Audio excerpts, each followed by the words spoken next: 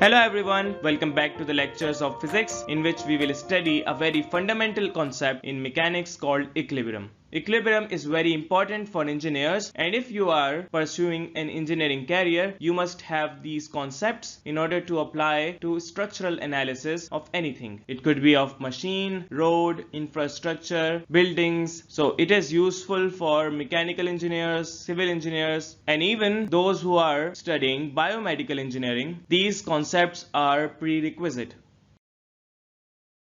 We will be focusing on the definition of equilibrium and also the two conditions of equilibrium which will be applied in an example of ladder which is of equilibrium. But before that, we have to build our concepts of the location of axes. This location of axis defines the force arms which are required for the forces to generate torque. So what is equilibrium? It is a condition of a body in rest or motion where many forces are applied, and we know that if we sum all the forces we can find a net force, which is the resultant force. And if this resultant force is zero, there is no change and the body is said to be in equilibrium.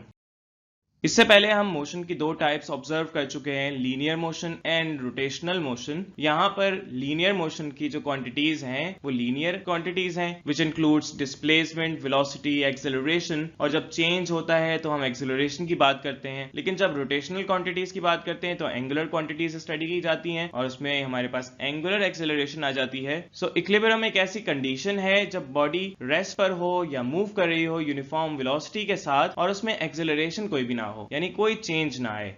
Even if there are many forces applied on that object, जब उसमें बहुत सारी forces apply की जाएंगी और उसका sum resultant zero आ जाए तो हम कहते हैं कि बॉडी इक्विलिब्रियम में है। ये लीनियर भी हो सकती है, एंगुलर भी हो सकती है। इक्विलिब्रियम इसी तरह से दो टाइप्स की होती है, एक तो स्टैटिक इक्विलिब्रियम जो रेस्ट पर हो, बॉडी अपनी पोजीशन चेंज ना कर रही हो, और डायनेमिक इक्विलिब्रियम जिसमें बॉडी की पोजीशन चेंज हो रही है लेकिन उसमें कोई एक्सेलरेशन नहीं आ रहा, which means there is no change in velocity। अब ये इक्विलिब्रियम लीनियर भी हो सकता है, एंगुलर भी हो सकता है। तो हम यहाँ पर लीनियर मोशन भी देख सकते हैं और एंगुलर मोशन भी देख सकते हैं, रोटेशनल मोशन जिसको कहते हैं। तो यहाँ पर अगर किसी बॉडी को तराजू में रख दें और ये बैलेंस करते हैं दूसरी बॉडी से, तो ये बॉडी अगर पोजीशन चेंज नहीं कर रही तो ये स्टैटिक इक्विलिब्रियम पर है, लेकिन अगर बॉडी चेंज कर लेती है, पोजीशन इसमें चेंज आ जाता है, तो स्टैटिक इक्विलिब्रियम में नहीं होगी। इसी तरह से फॉर एग्जांपल सीसॉ की ले सकते हैं जिसमें दोनों साइड पर टॉर्क एक जितना है, मास दिया हुआ है। अब इसको जी से मल्टीप्लाई करेंगे तो फोर्स आ सकती है, फॉर एग्जाम्पल 50, फिर मल्टीप्लाई करें 3 से, फिर मल्टीप्लाई करें 10 से, सो 1500 न्यूटन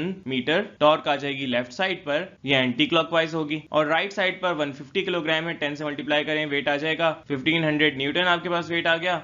मल्टीप्लाई करें 1 से क्योंकि फोर्स आर्म यहाँ पर दिया हुआ है 1, so again 1500 newton metre torque आ गया विच इज क्लॉकवाइज। तो ये एंटी क्लॉकवाइज और क्लॉकवाइज टॉर्क्स दोनों को कैंसिल आउट कर देंगी, दोनों को बैलेंस कर रही हैं, तो ये भी स्टैटिक इक्विलिब्रियम में है। विच मीन्स यहाँ पर लीनियर हो मोशन या रोटेशनल मोशन हो, इक्विलिब्रियम पाई जाएगी स्टैटिक इक्विलिब्रियम जब पोजीशन चेंज नहीं हो रही। डायनेमिक इक्विलिब्रियम जब चेंज ना आ रहा हो और वो यूनिफॉर्म मोशन कर रही होती है, उसकी यूनिफॉर्म वेलोसिटी होती है, चाहे लीनियर हो चाहे सर्कुलर हो। अब यहाँ पर सर्कुलर की एग्जांपल लेते हैं, इलेक्ट्रॉन्स रोटेट कर रहे हैं around the nucleus of an atom, तो इनकी स्पीड कांस्टेंट रहती है, तो दिस मींस उसमें कोई चेंज नहीं आ रहा, तो ये डायनेमिक इक्विलिब्रियम में है। अगर कोई चेंज आ जाए स्पीड में तो ये न्यूक्लियस पे जा सकते हैं या न्यूक्लियस से दूर जा सकते हैं, इस तरह से इनका इक्विलिब्रियम डिस्टर्ब हो सकता है। तो पोजीशन के लिहाज से इक्विलिब्रियम की स्टेट्स डिफाइन की जाती हैं और ये स्टेट्स 3 हैं। सबसे पहले स्टेबल इक्विलिब्रियम, कि वो बॉडी स्टेबल होगी, उसमें इक्विलिब्रियम स्टेबल होगा जब फोर्स अप्लाई की जाए और पोजीशन चेंज ना हो। इसकी एग्जांपल आप ले सकते हैं, अगर पानी भर दें एक बॉटल में, आधा पानी भर दें, थोड़ी सी फोर्स ऊपर से लगाएं तो वो पोजीशन अपनी चेंज नहीं करेगी। यहाँ पर कोन एक एग्जांपल ली जा सकती है, ये कोन टेबल पर रख दी है ऑन इट्स बेस और ऊपर से थोड़ा सा इसको डिस्प्लेस कर रहे हैं बाय अप्लाइंग सम फोर्स, तो वो अपनी पोजीशन चेंज नहीं करेगी। सो स्टेबल इक्विलिब्रियम में जब फोर्स अप्लाई की जाती है, फोर्स हटाने के बाद वो पोजीशन चेंज नहीं करती, तो स्टेबल इक्विलिब्रियम में है बॉडी। लेकिन अनस्टेबल इक्विलिब्रियम में फोर्स हटाने के बाद पोजीशन भी चेंज हो जाए when you slightly displace it, जैसे इस कोन को उल्टा रख दिया है इसकी नोक पर, तो जाहिर सी बात है वो गिर जाएगी। पेंसिल को उसकी नोक पर खड़ा कर दें तो ऐसा हो नहीं सकता, स्टेबल नहीं होता। वो एक लम्हे के लिए तो स्टेबल होगा, लेकिन आप जब फोर्स उसमें हटाएंगे, उसको बैलेंस करना छोड़ देंगे, तो वो गिर सकता है। थर्ड टाइप है न्यूट्रल इक्विलिब्रियम, जो कि बहुत ही एब्स्ट्रैक्ट है, थोड़ा सा मुश्किल से समझ आती है। यहाँ पर हम सेंटर ऑफ मास की बात करते हैं। अगर फोर्स रिमूव करने पर जब थोड़ा सा डिस्टर्ब किया जाए बॉडी को,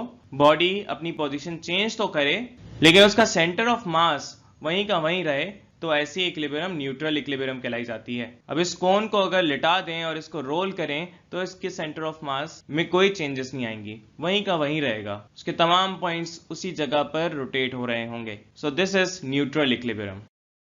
स्टेट्स ऑफ इक्विलिब्रियम को विजुलाइज करने के लिए हम ये वीडियो देख सकते हैं। स्टेबल इक्विलिब्रियम कैसे विजुलाइज करेंगे? जब फोर्स अप्लाई की जाती है और फोर्स हटाने के बाद वो वापस अपनी पोजीशन पर आ जाए तो बॉडी स्टेबल इक्विलिब्रियम में है। लेकिन अनस्टेबल इक्विलिब्रियम में अगर फोर्स अप्लाई करें और फोर्स हटाने के बाद वापस अपनी पोजीशन पर ना आ सके तो इसको अनस्टेबल इक्विलिब्रियम कहते हैं।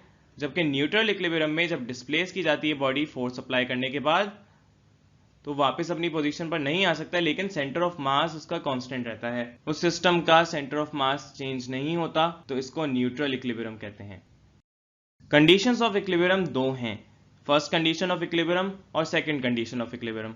फर्स्ट कंडीशन ऑफ इक्विलिब्रियम को फोर्स से रिलेट करते हैं और ये लीनियर मोशन के लिए ज्यादा इस्तेमाल की जाती है। जहां पर रोटेशनल मोशन आ जाती है तो वहां सेकंड कंडीशन की भी जरूरत पड़ती है और उसमें हम टॉर्क रिलेट करते हैं। फर्स्ट कंडीशन ऑफ इक्विलिब्रियम बताती है कि बॉडी उस वक्त तक इक्विलिब्रियम में नहीं आ सकती जब sum of all the forces is equal to zero. अब यहाँ पर एक्स डायरेक्शन की बात करेंगे तो sum of all forces in x direction is equal to zero and sum of all forces in y direction is equal to 0. Also in z direction sum of all forces is equal to 0. So ये तीन parts हैं इस first condition of equilibrium के। लेकिन हम यहाँ पर 2D में ज्यादातर डायग्राम्स को सॉल्व करेंगे, 3D यूनिवर्सिटी लेवल में प्रॉब्लम सॉल्व की जाती हैं, तो यहाँ सिर्फ दो पार्ट्स की जरूरत पड़ेगी, x डायरेक्शन और y डायरेक्शन की। जबकि सेकंड कंडीशन ऑफ इक्विलिब्रियम बताती है कि sum of all torques about a point is equal to zero. एक पॉइंट से अगर जितने भी टॉर्क्स अप्लाई हो रहे हैं एक सिस्टम में उनका सम कर दें तो वो जीरो होगा।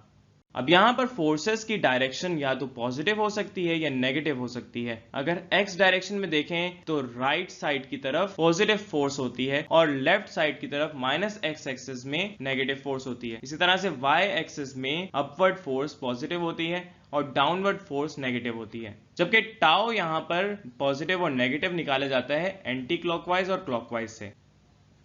यहाँ पर एग्जाम्पल हम लेते हैं एक लैडर की। इसका सवाल बहुत लेंदी होता है और मैं आपको रेकमेंड नहीं करूंगा कि इसको एग्जाम में अटेम्प्ट करें, लेकिन कॉन्सेप्ट बनाने के लिए ये बहुत ही इंपॉर्टेंट न्यूमेरिकल है और इसको समझे बगैर आप इंजीनियरिंग मैकेनिक्स का आगाज नहीं कर सकते। तो सबसे इजी एग्जाम्पल अगर हम लें, एक बॉक्स या एक किताब सरफेस पे रखी है तो आपको पता है उसका वेट डाउनवर्ड एक्ट करेगा और according to third law of motion उस पर एक रिएक्शन फोर्स भी अप्लाई होगी। ये रिएक्शन फोर्स उतनी ही मैग्नीट्यूड रखती है जितनी वेट की है और इस तरह से दोनों को ऐड करने पर क्योंकि रिएक्शन फोर्स अपवर्ड है पॉजिटिव है और वेट डाउनवर्ड है नेगेटिव है, दोनों कैंसिल आउट कर देंगे और इस तरह से बॉडी इक्विलिब्रियम में रहेगी। यही नहीं, अगर आप फोर्स अप्लाई करते हैं और फोर्स हटाने के बाद जो उसमें फोर्स है वो अपोज होती है फ्रिक्शन से और इस तरह से बॉडी रेस्ट पर आ जाती है। तो ये तो बहुत ही बेसिक्स थी इक्विलिब्रियम की। यहाँ पर हम लैडर के न्यूमेरिकल को सॉल्व करने के लिए लैडर की एग्जांपल देखेंगे और लैडर में आप देख सकते हैं कि फोर्सेस अप्लाई हो रही हैं और इस केस में आपको दिख रहा होगा चार फोर्सेस अप्लाई हो रही हैं। एक फोर्स F1 है, एक फोर्स F2 है which is at the ground और एक फोर्स F3 है which is on the wall. और डायग्राम में देखें तो एक फोर्स mg है weight which is acting downward. लेकिन ये वेट सिर्फ एक नहीं होता, जब लैडर का वेट आप अज्यूम करते हैं तो वेट यहाँ पर दो हो जाते हैं, एक ये बंदे का वेट और दूसरा उस लैडर का वेट। तो इस लैडर की एग्जांपल में 5 फोर्सेस अप्लाई हो रही होती हैं। अच्छा, यहाँ पर अगर गौर करें तो F1 is the reaction force on the ground, जो ग्राउंड पर फोर्स लग रही है in the reaction of the weight applied. F2 यहाँ पर फ्रिक्शन है जो होल्ड कर रही है इस लैडर को which is called static friction of the ladder acting on the ground. ये फ्रिक्शन वॉल पर भी होगी, लेकिन अगर वॉल को अस्यूम करें स्मूथ तो फ्रिक्शन कोएफिशिएंट 0 लिया जाता है जिसकी वजह से फ्रिक्शन 0 हो जाता है। रियल लाइफ में ये फ्रिक्शन 0 नहीं लिया जाता, लेकिन फिर भी हम इसको अस्यूम कर लेते हैं क्योंकि ये बहुत ही छोटी वैल्यू होती है। और F3 वॉल का रिएक्शन है which is applied at point B। तो ये फोर्सेस समझना बहुत जरूरी है और इन फोर्सेस से ये लैडर रोटेट भी हो सकती है। अगर फोर्स ऊपर ज्यादा लग जाए, वेट ज्यादा लग जाए बंदे का और रिएक्शन कम हो जाए तो रोटेशन प्रोड्यूस हो सकती है और लैडर स्लिप कर सकती है। सो इन फोर्सेस पर हम first condition of equilibrium apply कर सकते हैं। अब x डायरेक्शन में यहाँ पर F2 और F3 हो रही हैं अप्लाई। F2 यहाँ पर पॉजिटिव x एक्सिस की तरफ है जबकि F3 नेगेटिव x एक्सिस की तरफ है, तो F2 पॉजिटिव लेंगे और F3 नेगेटिव लेंगे। इसी तरह से F1 अपवर्ड है और mg डाउनवर्ड है, सो y एक्सिस पर सम ऑफ ऑल फोर्सेस करने पर F1 पॉजिटिव लिया जाएगा और mg नेगेटिव लिया जाएगा। सो इस तरह से हम इस इक्वेशन को सॉल्व कर सकते हैं और रिएक्शन फोर्सेस निकाल सकते हैं। लेकिन यहाँ पर रिएक्शन फोर्सेस F1, F2 और F3 तीन हैं, जबकि इक्वेशन सिर्फ दो हैं। हमें तीसरी इक्वेशन भी चाहिए ताकि हम तीनों रिएक्शन फोर्सेस निकाल सकें। जितने अननोन होते हैं उतनी इक्वेशंस होती हैं। अगर अननोन ज्यादा हो और इक्वेशन कम हो तो प्रॉब्लम विल बी इनडिटर्मिनेट। तो यहाँ पर इसीलिए सेकंड कंडीशन ऑफ इक्विलिब्रियम भी अप्लाई की जाती है और हम यहाँ पर टॉर्क्स निकाल लेते हैं इन फोर्सेस के। लेकिन टॉर्क निकालने के लिए आपको फोर्स आर्म भी चाहिए होता है और ये फोर्स आर्म्स हम लोकेशन ऑफ एक्सिस से निकालेंगे। अब ये टॉर्क किसी भी एक पॉइंट से रोटेशन देखते हैं और ये पॉइंट या तो A हो सकता है या B हो सकता है। इस पिवट पॉइंट को हम ग्राउंड पर इसीलिए ले रहे हैं क्योंकि जितनी ज्यादा फोर्सेस ग्राउंड पर लग रही होंगी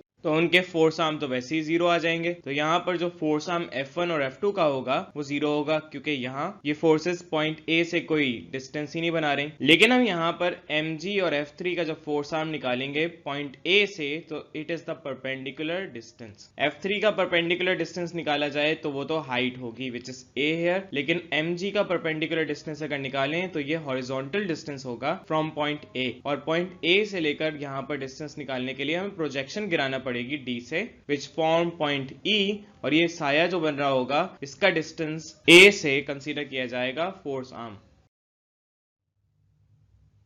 तो ये फोर्स आर्म किसी पॉइंट ऑफ रोटेशन से निकाले जाते हैं, या तो ये पॉइंट A होगा या पॉइंट B होगा। जाहिर सी बात है ये सीढ़ी अगर स्लिप होती है तो या तो ये पॉइंट A से रोटेट होने पर होती है या पॉइंट B से रोटेट होने पर होती है। अब यहाँ पर पॉइंट B पर भी लिया जा सकता है, टॉर्क पॉइंट B से भी जनरेट हो सकते हैं, लेकिन हमारे पास पॉइंट B से अगर बाकी फोर्सेस के फोर्स आर्म निकाले जाएं तो वो थोड़ा मुश्किल होगा। ट्रायंगल सॉल्व करने के लिए हम यहाँ ट्रिग्नोमेट्री इस्तेमाल करते हैं, तो ट्रिग्नोमेट्री की भी मदद से हम फोर्स आर्म निकाल लेंगे। जबकि यहाँ पर फोर्स आर्म F1 और F2 के जीरो हैं, तो R1 और R2 आर जीरो। R3 यहाँ पर F3 का फोर्स आर्म है, it is A which is the height of the ladder, जबकि यहाँ पर R4 mg का फोर्स आर्म है from point A which is B और ये हॉरिजॉन्टल डिस्टेंस है पॉइंट A से लेकर पॉइंट D के प्रोजेक्शन का, क्योंकि maximum effect of torque perpendicular component से आता है। और अगर हम यहाँ पर गौर करें तो तीन ट्राइंगल्स बनेंगी, एक ABC,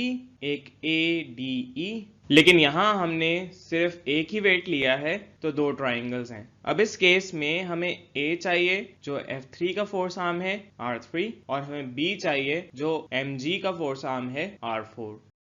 हम यहाँ ट्राइंगल ABC सॉल्व करेंगे पहले, क्योंकि हमें पहले एंगल निकालना है और एंगल निकालने के लिए हम ट्रिग्नोमेट्रिक रेशियोज यूज करते हैं। यहाँ पर ये ट्राइंगल राइट एंगल ट्राइंगल है जहाँ पर हाइपोटेनस L है, परपेंडिकुलर A है और बेस AC है। तो हमें अगर यहाँ पर परपेंडिकुलर और हाइपोटेनस की वैल्यू पता हो, जो कि perpendicular A height of ladder है और L hypotenuse length of ladder है, इनको हम नाप सकते हैं और फिर पुट करके एंगल निकाल सकते हैं। तो इस तरह से वैल्यूज अगर हम सब्स्टिट्यूट कर दें तो एंगल निकाल सकते हैं। फॉर एग्जांपल A की वैल्यू हाइट 12 है और लेंथ की वैल्यू 15 है, तो 0.8 यहाँ पर साइन थीटा आएगा और थीटा यहाँ पर निकाला जा सकता है साइन इनवर्स करके which is 53 degrees. So location of axis यानी फोर्स आर्म निकालने के लिए सबसे पहले थीटा पता होना चाहिए।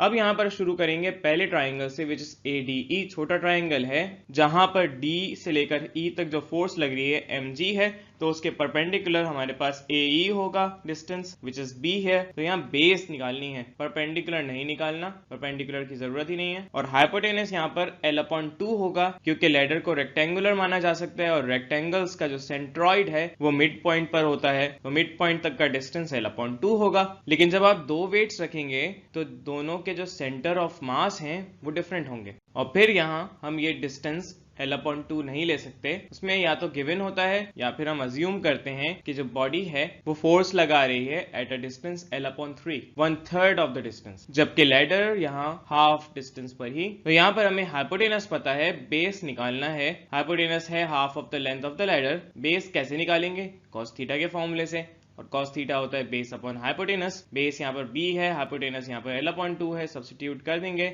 और L/2 मल्टीप्लाई हो जाएगा दूसरी साइड पर, तो हम बेस निकाल सकते हैं। इस तरह से हमारे पास फोर्स आर्म आ जाएगा R4। अब फॉर एग्जांपल यहाँ पर लेंथ 15 है और हमने थीटा निकाला था 53 डिग्रीज, तो हम इसको सॉल्व कर सकते हैं और 4.5 यूनिट्स में आपका फोर्स आर्म आ जाएगा। तो चलें यहाँ पर एक प्रॉब्लम करते हैं जो पास्ट ईयर में भी आई है। A 15 metre ladder weighing 350 newtons rest against a smooth wall at a point 12 metre above the ground. तो हाइट यहाँ पर दे दी है वॉल की और वेट दे दिया है लैडर का which is 350 newtons. Also यहाँ पर 15 मीटर की लैडर है which means length of the ladder is 15 meters. The center of gravity of the ladder is 1/3 way up. Center of gravity यहाँ पर 1/3 पर है। लैडर का जो पॉइंट आएगा सेंटर का वो 1/3 डिस्टेंस पर आएगा L/3 पर। A boy 420 Newton climbs halfway up the ladder. तो halfway up boy है, boy की लोकेशन L/2 पर है और boy का वेट यहाँ पर 420 न्यूटन है। Calculate the reaction of the wall and the ground. So reaction forces निकालनी है वॉल पर भी और ग्राउंड पर भी। यहाँ पर याद रहे अगेंस्ट अ स्मूथ वॉल का है तो इसका मतलब फ्रिक्शन वॉल पर नहीं होगी, लेकिन ग्राउंड पर फ्रिक्शन हो सकती है। तो ग्राउंड पर जो रिएक्शन निकाला जाएगा वो एक तो reaction force normal to the surface और फ्रिक्शन फोर्स का रिजल्टेंट होगा। तो चलिए डाटा बनाते हैं और डाटा में यहाँ पर हमें लेंथ दी हुई है। एक तो लेंथ ऑफ द लैडर और height of the ladder which is 15 meters and height is 12 meter. Weight of the ladder is also given which is 350 newtons, इसको W1 कह देते हैं और weight of the boy is W2 which is 420 newtons. We have to find the reaction on the ground and on the wall. सबसे पहले तो हम यहाँ आइडेंटिफाई करेंगे कि कितनी फोर्सेस लग रही हैं ताकि हम first condition of equilibrium apply कर सकें और फिर उन फोर्सेस से हम टॉर्क निकालेंगे by applying the concept of location of axis, जिसमें सबसे पहले फोर्स आर्म निकालना जरूरी है। तो फोर्सेस यहाँ पर 5 अप्लाई हो रही हैं। एक तो इसका वेट है लैडर का, secondly weight of the boy which is half way up, so boy की लोकेशन L/2 पर है। Reaction applying on the ground which is R1 and reaction applying on the surface of the wall it is R2। Also frictional force of the ground जिसको mu R1 कह सकते हैं according to formula of static friction. यहाँ पर mu S है coefficient of static friction. अगर हमें coefficient of static friction पता हो तो हम ये डायरेक्ट निकाल सकते हैं, लेकिन अगर नहीं गिवन तो हम यहाँ पर इस फॉर्मूले को यूज नहीं करेंगे, हम कंडीशन ऑफ इक्विलिब्रियम से ही सॉल्व करेंगे। फ्रिक्शन वॉल पर 0 कंसीडर की गई है क्योंकि स्मूथ वॉल है। तो अब यहाँ पर हम विजुलाइज करेंगे कि लैडर की फ्री बॉडी डायग्राम क्या है। हम यहाँ पर जो ट्राइंगल्स बनाते हैं और ज्योमेट्री यूज करके डायग्राम बनाते हैं उसको फ्री बॉडी डायग्राम कहते हैं। इसमें कोई भी हम बॉडी रिप्रेजेंट नहीं कर रहे होते। तो यहाँ पर वेट अप्लाई हो रहा है which is the wait of the ladder, weight of the boy W2, it is halfway up, reaction on the ground, reaction on the wall and frictional force on the ground. यहाँ पर height दी हुई है तो हमारे पास force arm तो है R2 का, लेकिन बाकी फोर्स आर्म्स निकालने पड़ेंगे। अब यहाँ पर अगर हम पिवट पॉइंट A लेते हैं, पॉइंट A से रोटेट करवाते हैं तो फोर्सेस R1 और FF के फोर्स आर्म 0 होंगे। याद रहे जिस पॉइंट पर फोर्स अप्लाई हो रही होती है और इसी पॉइंट पर रोटेट करवाया जाता है बॉडी को तो उसके फोर्स आर्म 0 होते हैं। चलिए अब फोर्सेस की हमें डायरेक्शन भी पता है। यहाँ पर R1 अपवर्ड है, W1 डाउनवर्ड है, W2 डाउनवर्ड है, FF पॉजिटिव x की तरफ है, R2 नेगेटिव x की तरफ है। तो हम first condition of equilibrium apply करेंगे। पहले Fx पर सम ऑफ ऑल फोर्सेस कर लेंगे। सो x डायरेक्शन में यहाँ पर FF है और R2 है। FF पॉजिटिव है, R2 नेगेटिव है, तो यहाँ से हमारे पास इक्वेशन बन जाएगी। इसको इक्वेशन 1 कह देंगे। Fy पर सम करेंगे सारी फोर्सेस तो y डायरेक्शन में यहाँ पर R1 है पॉजिटिव, W1 नेगेटिव है, W2 नेगेटिव है बिकॉज डाउनवर्ड है, तो इसकी भी इक्वेशन फॉर्म कर देंगे। यहाँ पर डायरेक्शन का जरूर ख्याल रखना है। अगर फोर्सेस की बात की गई तो पॉजिटिव और नेगेटिव कैसे फोर्सेस आती हैं तो उसके लिए एक्सीस देखे जाते हैं, जबकि टॉर्क्स के लिए यहाँ पर क्लॉकवाइज और एंटी क्लॉकवाइज रोटेशन देखते हैं। तो इसी तरह से W1 और W2 हमें पता है, इसको हम लेफ्ट हैंड साइड से राइट हैंड साइड में भेज देंगे तो पॉजिटिव हो जाएंगी, तो हम इसकी भी इक्वेशन बना लेंगे। लेकिन इक्वेशन बनाने की जरूरत नहीं है, यहाँ पर वैल्यूज सब्स्टिट्यूट की जा सकती है। वेट्स हमें पता है और W1 350 है, W2 420 है, तो आंसर आएगा 770 न्यूटन्स। चलिए reaction force normal to the surface is 770 newtons, ये तो हमारे पास आ गया, लेकिन R2 हमें नहीं पता तो उसकी इक्वेशन 1 बना देंगे। फर्स्ट कंडीशन ऑफ इक्विलिब्रियम में हमारे पास FF, R1 और R2 अननोन थे। 2 इक्वेशंस थी तो इसलिए नाकाफी थी। अब यहाँ पर सेकंड कंडीशन ऑफ इक्विलिब्रियम भी हम यूज करेंगे ताकि हम FF और R1 के साथ R2 भी निकाल लें। तो इसलिए हम यहाँ पर second condition of equilibrium apply करने के लिए टॉर्क्स फाइंड आउट करेंगे और टॉर्क्स यहाँ पर 5 होंगे, जिसमें 2 टॉर्क्स तो 0 आएंगे बिकॉज पॉइंट A से हम यहाँ टॉर्क निकाल लें। याद रहे एंटी क्लॉकवाइज यहाँ पर पॉजिटिव होता है, क्लॉकवाइज नेगेटिव होता है, तो हम यहाँ पर एंटी क्लॉकवाइज डायरेक्शन में इसको स्लिप करवाएंगे। सो 2 फोर्स आर्म R1 और FF के तो 0 हो गए और second condition of equilibrium apply करेंगे। यहाँ पर sum of all torques about point A, तो यहाँ पर R1 टाइम्स R1 पहला टॉर्क है, दूसरा टॉर्क R2 टाइम्स FF है, तीसरा टॉर्क R3 टाइम्स R2 है, चौथा टॉर्क R4 टाइम्स W1 और पांचवा torque R5 times W2। W1 और W2 की तो वैल्यूज पता है, R1 और R2 भी पता है, 0 है, लेकिन R3 यहाँ पर हाइट है, ये भी वैल्यू हमें गिवन है। R4 और R5 फोर्स आर्म जो वेट के हैं ये हमें नहीं पता, तो इसको निकालने के लिए हम ट्रिग्नोमेट्री सॉल्व करेंगे because they are forming right angle triangles. लेकिन टॉर्क्स की डायरेक्शन निकालनी होगी और यहाँ पर पॉजिटिव टॉर्क और नेगेटिव टॉर्क कौन सी है, टाउ1 और टाउ2 तो 0 हो जाएगी क्योंकि R1 और R2 0 है। टाउ3 में जो R3 है ये हाइट ऑफ द लैडर है और इसमें हमें पता है कि अगर इंडेक्स फिंगर फोर्स आर्म है H और मिडिल फिंगर आगे की तरफ है in the direction of negative x axis, तो राइट हैंड रूल के मुताबिक ये एंटी क्लॉकवाइज रोटेशन करेगी। सो दिस मींस कि टाउ3 पॉजिटिव है, जबकि यहाँ पर R4 और R5 को इंडेक्स फिंगर पर अगर रखा जाए तो मिडिल फिंगर पर फोर्स की डायरेक्शन अप्लाई नहीं कर सकते, तो अपने सीधे हाथ को उल्टा करना पड़ेगा और फोर्स की डायरेक्शन नीचे की तरफ है तो रोटेशन यहाँ पर क्लॉकवाइज हो जाएगी वेट की। W1 और W2 दोनों क्लॉकवाइज रोटेट करेंगे तो इसलिए नेगेटिव आएंगे।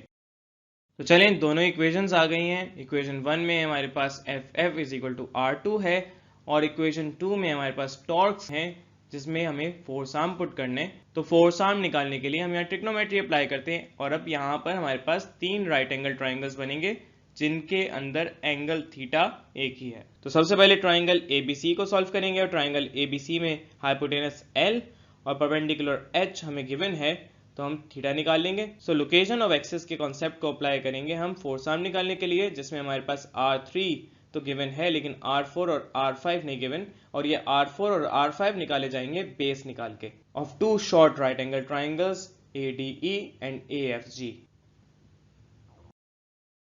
तो सबसे पहले एंगल निकालेंगे according to sine theta. We have perpendicular upon hypotenuse और इसमें सब्स्टिट्यूट कर देंगे वैल्यू। परपेंडिकुलर H है, हाइपोटेनस L है, तो यहाँ पर सब्स्टिट्यूट कर दी जाएगी H अपॉन L और H यहाँ 12 है, L यहाँ पर 15 है, 0.8 आएगा, साइन इनवर्स लेंगे, so theta will be 53 degrees.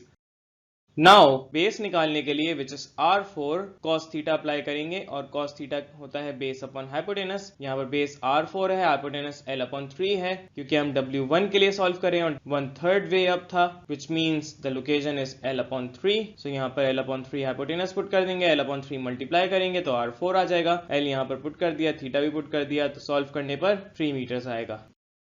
Similarly यहाँ पर R5 भी निकाला जाएगा और ये R5 बेस पर है, so base upon hypotenuse cos theta, so base substitute कर देंगे R5 hypotenuse L upon 2 because W2 के लिए निकाल रहे हैं और W2 हाफ वे अप है, सो L अपॉन 2 मल्टीप्लाई हो जाएगा cos थीटा से और सब्स्टिट्यूट करेंगे वैल्यू, सॉल्व करेंगे तो 4.5 मीटर्स आएगा।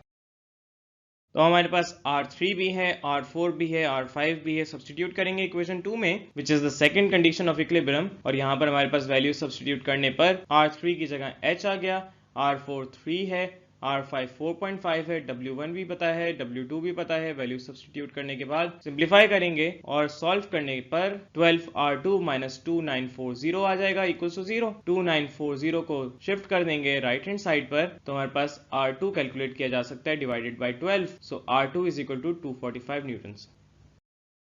तो हमने फर्स्ट कंडीशन ऑफ इक्विलिब्रियम से R1 तो निकाल लिया था, लेकिन R2 was equal to FF, frictional force भी यहाँ पर अप्लाई हो रही है, सो R1 770 न्यूटन हमने निकाला था, R2 निकाल चुके हैं 245 न्यूटन, तो जो फ्रिक्शनल फोर्स है वो R2 के बराबर है, सो फ्रिक्शनल फोर्स भी 245 न्यूटन आ जाएगी। अब एट पॉइंट A ग्राउंड पर रिएक्शन फोर्स भी है R1 और फ्रिक्शनल फोर्स भी है, तो दोनों का जो रिजल्टेंट आएगा उसको हम निकाल सकते हैं according to the composition of vectors और it is given by the square root of the sum of squares. So values अगर सब्स्टिट्यूट कर दें, इसका स्क्वायर लेके सम कर दें तो हमारे पास 808 न्यूटन आंसर आएगा।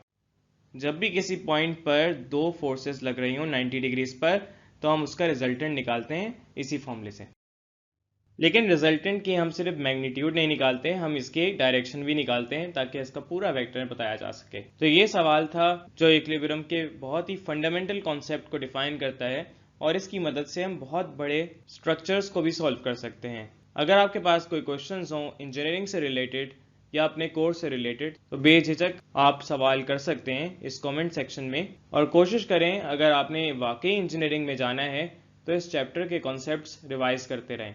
सो दोबारा से आप रिपीट करके इसको देखें, 2-3 दफ़ा इसको रिपीट करके देखें, अपने पास लिख लें जो आपको समझ आ रहा है। सो आज के लिए इतना काफ़ी है। अपना बहुत ख्याल रखें। अल्लाह हाफिज़।